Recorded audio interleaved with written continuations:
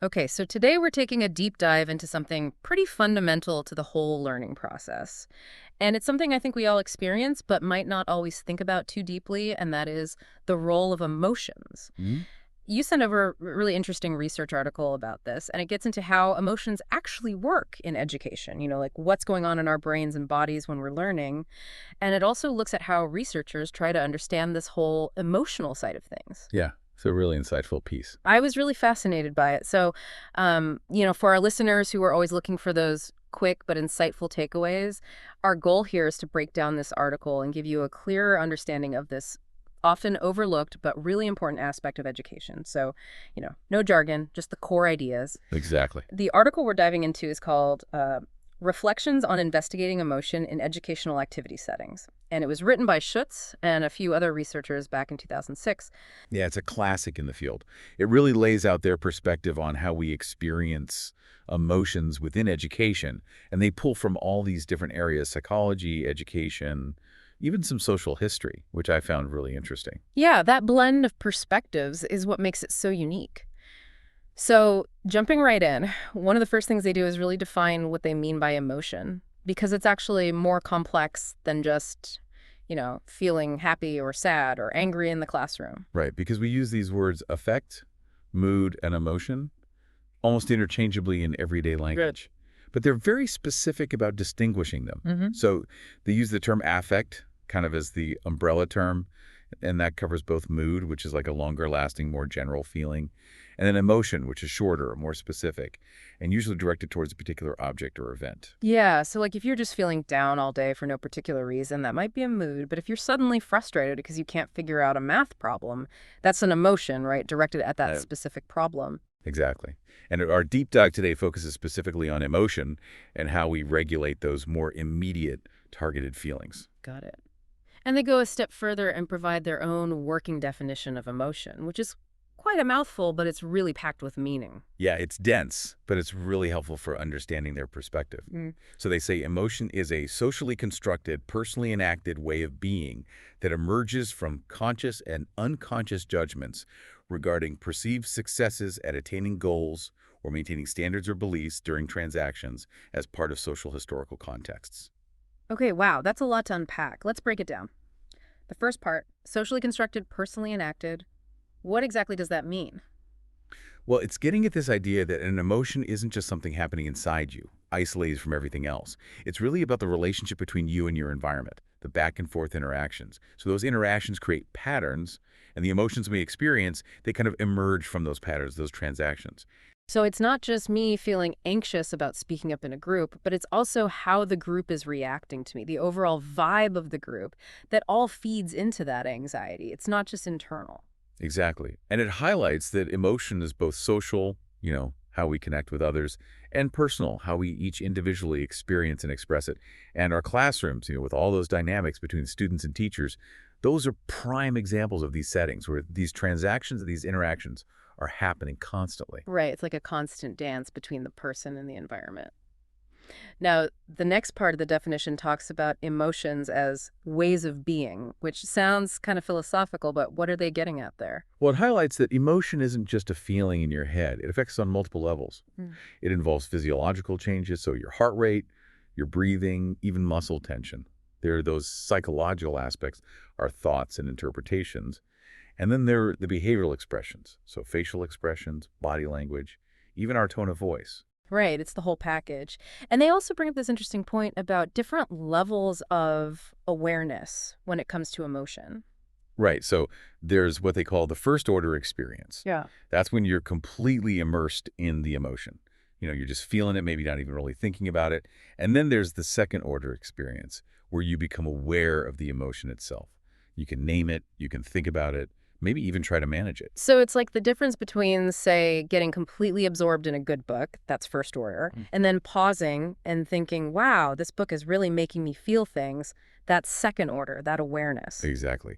And then they also talk about how our attention is directed during an emotion, whether it's outwards, focusing on the task or the situation, Hmm. or inwards on our own thoughts and feelings. That's interesting. So, like a student who's really engaged in a science experiment, their attention is probably focused outward. on the experiment itself. But a student who's feeling self-conscious while giving a presentation, their attention might be more inward, focused on their own nervousness and what others are thinking. Exactly. It's the difference between, doing the work and worrying about how you're doing the work. Right, right. And then the last part of this ways of being idea is what they call action readiness. What is that all about? Well, they're drawing on the work of Frida, another researcher in the field, who described this as a kind of motivational tendency that's built into different emotions. So different emotions kind of prepare us to act in specific ways. So it's like each emotion has a built-in impulse to do something. Yeah, exactly. So anger, for example, creates a readiness to be removed from whatever is making us angry.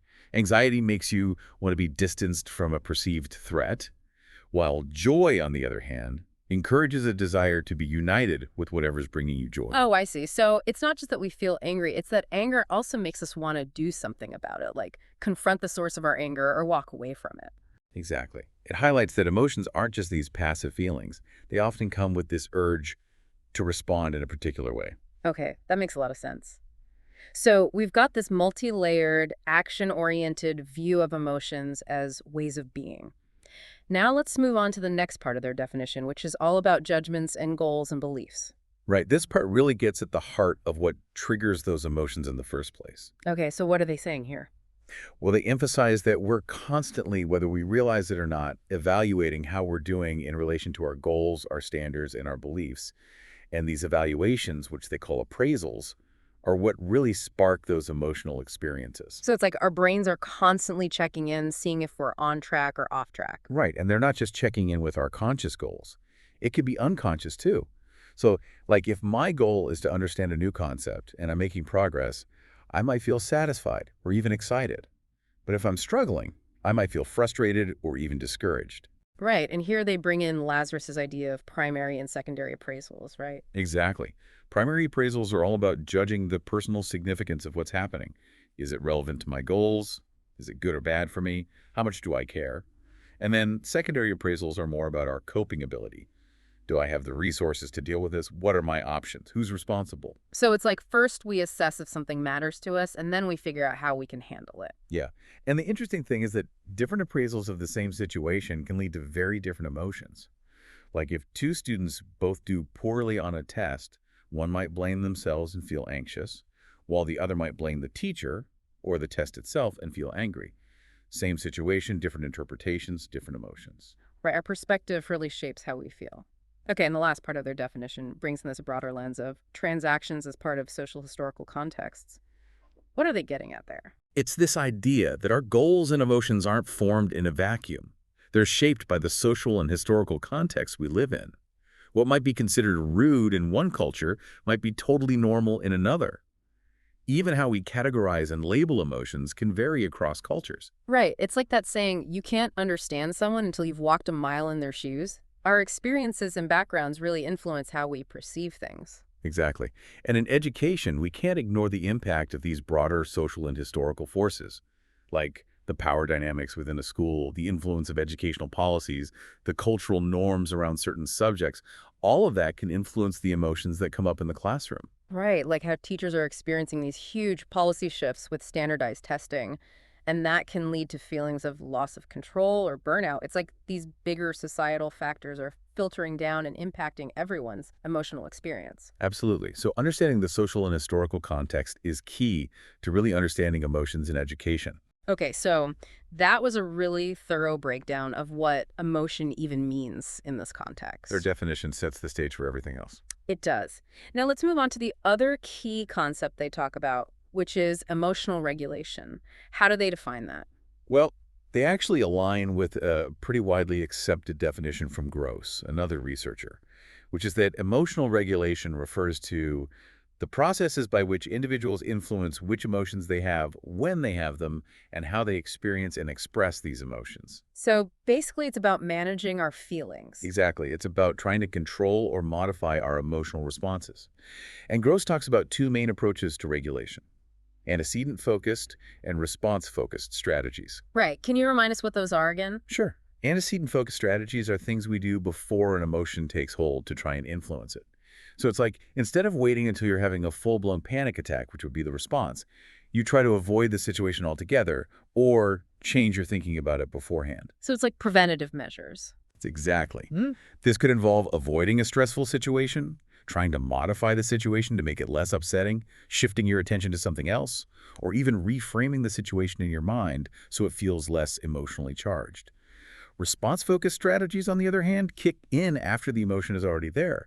They're all about managing your reaction in the moment, maybe trying to suppress how you express it, or trying to calm yourself down. Okay, so antecedent is about acting early to try to shape the emotion, and response is about dealing with it once it's already happening. Exactly. And the article goes into more detail about emotional regulation in the specific context of testing situations. They have a more focused model for that, right? They do. They propose this four-part model, and the first part is cognitive appraising processes, which, as we discussed, is all about constantly evaluating how the test is going in relation to your goals. Right, those appraisals. Exactly. And this includes things like goal congruence, so is the test going as you hoped, agency, so do you feel in control, and testing problem efficacy, which is how confident you feel in your ability to solve the problems. Okay, so even while you're in the middle of the test, your thoughts about how it's going and your confidence levels can really affect how you feel. Right. And they point out that these appraisals are influenced by our beliefs and that we can actually try to change them through our thinking, which is really important. So if you're feeling overwhelmed during a test, maybe part of regulating that emotion is about adjusting your thinking, like reminding yourself that you've studied hard or that one bad test won't ruin everything. Exactly. And then the second part of their model is task focusing processes. This is all about your ability to get and keep your attention on the test or bring it back if it wanders. That makes sense. Focus is key during a test. Right. So this involves using test-taking strategies, pushing away distracting thoughts, and just trying to stay focused on the questions at hand. Right. So it's like actively managing your attention. Exactly. And then the third part is emotion-focusing processes. This is when your attention shifts towards yourself, the emotions you're feeling, because of the test. So it's kind of like turning inward. Right. This might involve mentally disengaging from the test, dwelling on your feelings, or having thoughts about your performance. Like if you start thinking, I'm doing terribly or I'm going to fail, that's emotion focus. Exactly. And they specifically mention things like wishful thinking and self-blame, which often fuel negative emotion. Yeah, and getting caught in that cycle of negative self-talk can just make things worse. Absolutely. And then the final part of the model is regaining task-focusing processes. So this is the effort to bring your attention back to the test after it's been pulled away by those emotions. So it's like, okay, I've had my emotional moment, now back to the task at hand. Right. This might involve things like taking a deep breath, reminding yourself of the test-taking strategies, or even trying to reappraise the importance of the test, to put it in perspective. Okay, so their model shows how emotional regulation during testing is this ongoing process of trying to manage your attention and your thoughts, even though sometimes those efforts can backfire. Yeah, it's not always easy or straightforward. Now, the article then dives into the relationship between motivation, cognition, and emotion. They argue that these aren't separate things, right? Yeah, this is a key point they make. They see these three as interconnected aspects of human activity, different lenses through which we can understand what drives us, how we think, and how we feel. Okay, so they're all intertwined, Mhm. and they identify goals as the central point where all three intersect. How does that work? Well, goals act as those mental representations of what we want to achieve or avoid. That's the cognitive part. And they fuel our motivation, our desire to reach those goals. And then our emotions arise from how we're doing in relation to those goals. So it's like, I have a goal to learn a new language. That's my cognitive representation. I'm motivated to learn it, and then I experience emotions based on how well I'm progressing towards that goal. Exactly. We feel proud when we make progress, anxious when we feel the goal is threatened, disappointed when we fail. And they use the example of teachers striving to be an ideal teacher. How does that illustrate this interconnectedness? Well, teachers have this mental image of what a good teacher is, that's their goal, and they're always evaluating themselves against that ideal, which is the cognitive part. And the difference between where they are and where they want to be, that drives their motivation to improve. And then their emotions come from assessing their progress, feeling good when they see student growth, feeling frustrated when they face challenges. Right, so the teacher's goal is like the compass, and their emotions are telling them if they're on course or off course. Exactly. And this whole process of appraisal, of evaluating ourselves in relation to our goals, That's the key link between our motivations and our emotions. Right. And those appraisals can change based on our interpretations, which are influenced by our experiences, social norms, cultural background, and even our beliefs about our own capabilities. So it's like our thinking, our interpretations aren't just separate processes, but they actively trigger our emotional responses. They even talk about cognition and emotion as a regulatory team. Yeah, they emphasize that our cognitive processes, how we make meaning of things, directly lead to our emotions, and then those emotions can feed back into our motivation and our actions. It's a constant cycle. And to illustrate that even further, they bring in Ford's model of motivation, which suggests that motivation is kind of like a recipe with three key ingredients: goals, emotions, and beliefs. Right, and if any of those ingredients are missing or weak, the overall motivation suffers. You need that clear goal, you need to feel good about pursuing it, and you need to believe you can actually achieve it. Makes sense. Now, after laying out this framework for understanding motivation, cognition, and emotion, the article shifts gears and looks at how researchers actually study emotions in educational Right, settings. and they're very clear that there's no one-size-fits-all approach. Right. They advocate for using multiple methods to get a more complete picture. And they outline three main ways researchers typically go about investigating emotion. The first one is investigating variables. This sounds like the more traditional quantitative approach. It is. It involves defining specific emotional concepts, figuring out how to measure them, and then looking at the relationships between those variables, like their emotional regulation during testing scale. The ERT is a good example. They identify four key aspects of how students regulate their emotions during tests, and then they create a questionnaire to measure those aspects. So it's about breaking down emotion into measurable parts. Exactly. And studies using the ERT have shown that those different dimensions, how students appraise the situation, how they focus their attention, all of that is related to how they feel during tests. So it provides evidence that how students think about the test really does impact their emotional experience. Right. And then the second approach is investigating process and meaning. This is more qualitative, focused on understanding the individual's personal experience and the meaning they give to their emotions. So it's more about the why and the how behind the emotion. Exactly. So this might involve in-depth interviews or studies that try to really capture the lived experience of a particular emotion. And they give the example of their research on how teachers talk about emotional interactions in their classrooms. Right. They found that teachers' beliefs about teaching, like if they see themselves more as a cheerleader or a coach, really influenced how they dealt with emotional moments in the classroom. Oh, that's interesting. So a teacher's own beliefs and their sense of their role can shape how they handle emotional situations. Exactly. It highlights the importance of understanding the individual's perspective, not just looking at the surface behavior. Right, so it's like going deeper, getting at the underlying meaning. And the third approach they talk about is investigating social historical context. Right, and this is about looking at those broader influences that shape our emotions, our personal histories, cultural norms, things like that. So understanding that emotions aren't just individual, but also shaped by the world around us. Exactly.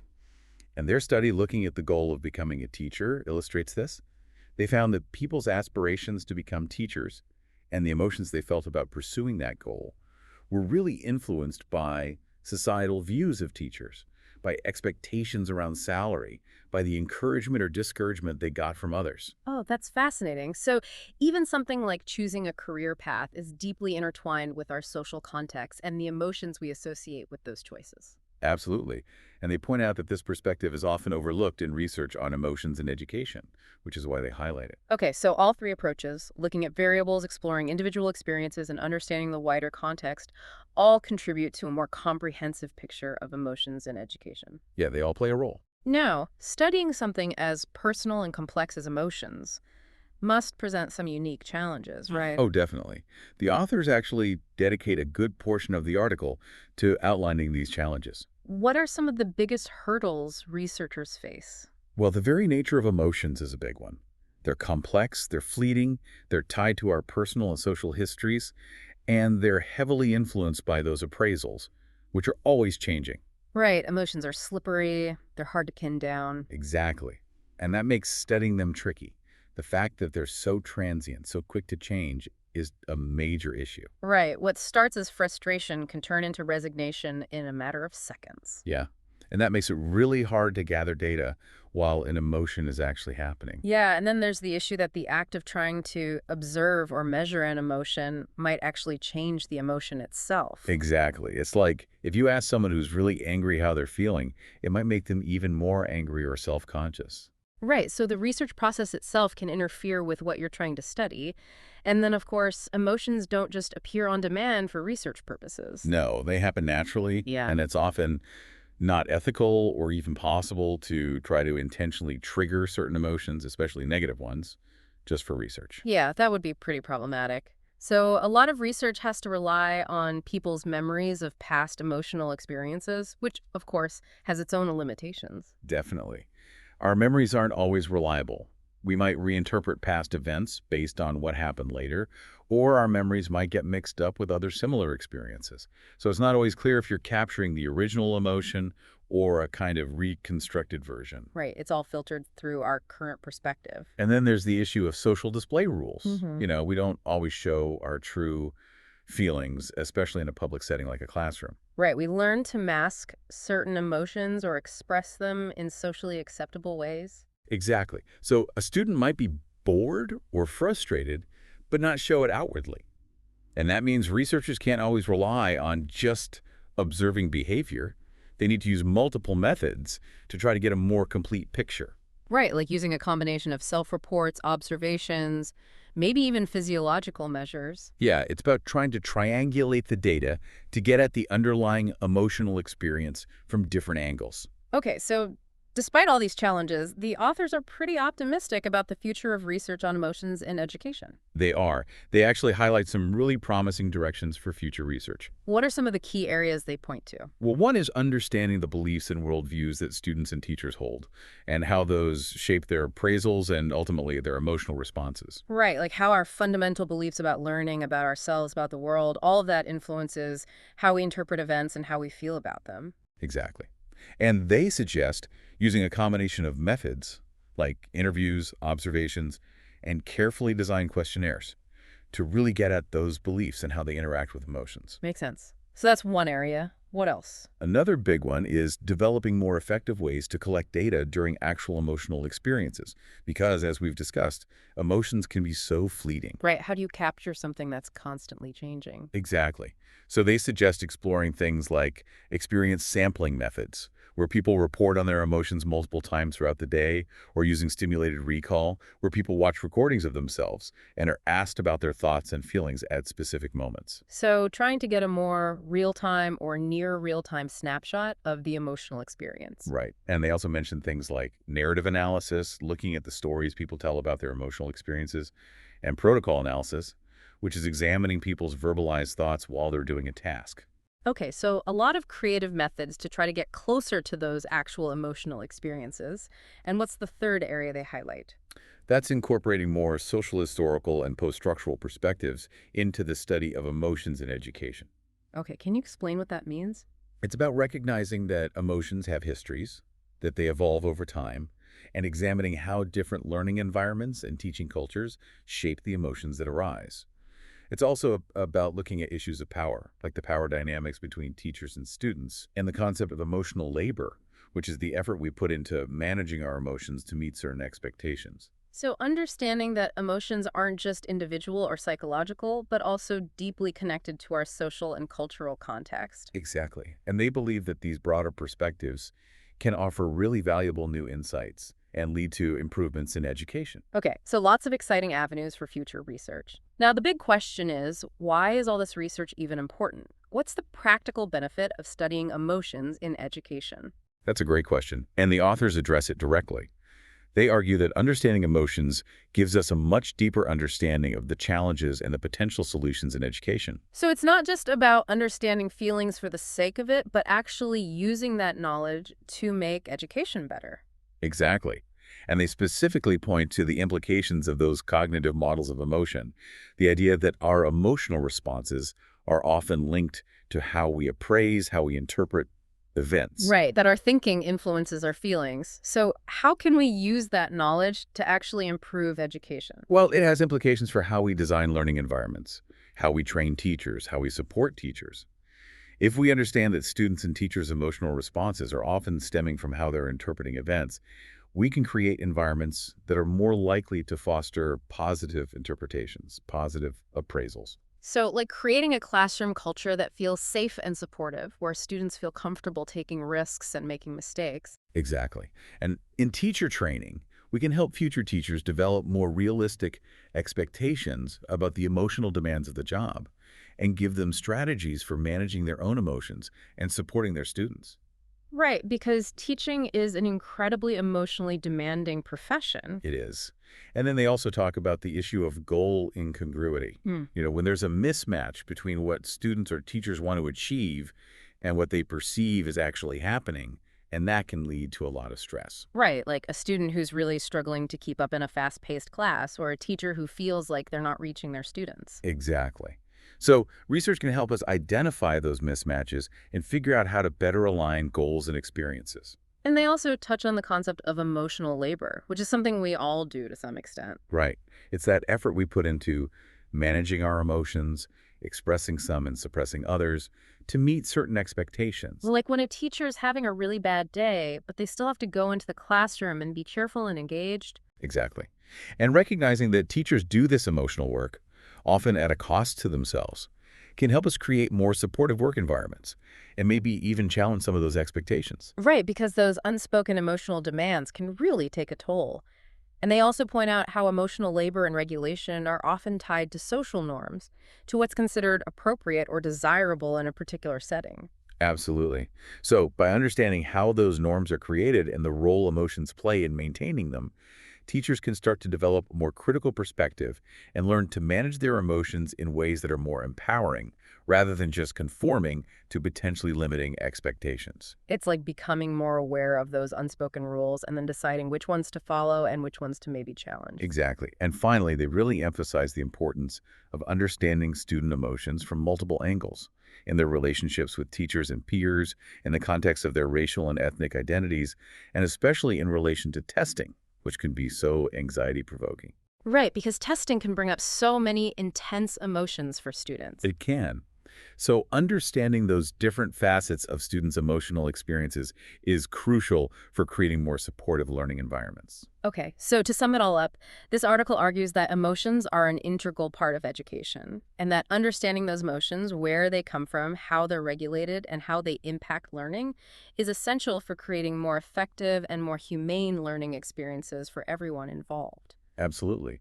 It's about recognizing that education isn't just about the cognitive, but also about the emotional, and that both are equally important. And it's about using that knowledge to make positive changes, both in how we teach and how we learn. Well, this has been a really fascinating deep dive into the often overlooked world of emotions in education. Big thanks to you for sharing this thought-provoking article.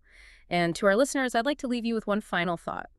We've talked a lot about how social and historical contexts shape our emotions and how we express them. So think about the different learning environments you've been in school, at work, even in your personal life. What are some of the unspoken emotional expectations you've noticed? Like what emotions are welcomed and encouraged, and what emotions are maybe discouraged or even punished? How does understanding those expectations differently, maybe even challenging them, potentially impact your own experiences and interactions? It's definitely something to think about as you continue on your own learning journey. Absolutely. Thanks for listening to The Deep Dive, and we'll see you next time.